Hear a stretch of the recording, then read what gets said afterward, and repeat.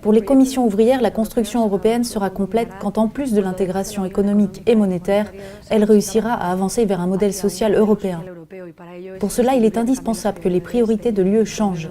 Le marché ne peut pas continuer à prévaloir sur les intérêts des personnes. Les droits sociaux ne peuvent pas non plus être assujettis aux dispositions du semestre européen.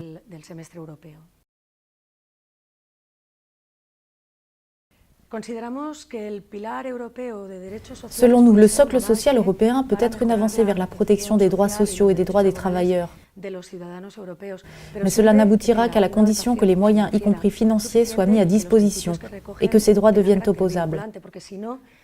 Sans cela, ce serait une simple déclaration de bonnes intentions.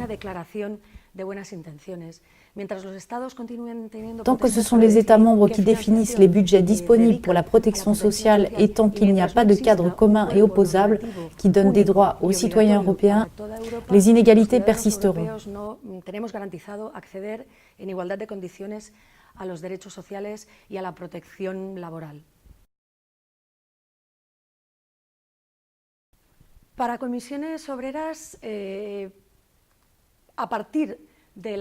Pour les commissions ouvrières, notre travail débutera dès le 18 novembre, après la proclamation du socle social européen, telle qu'elle est prévue à Göteborg le 17 novembre prochain.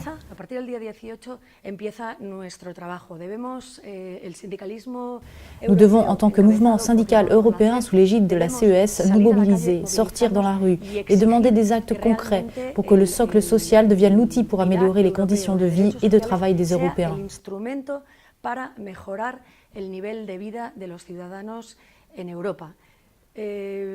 Selon nous, un semestre social devrait être mis en œuvre.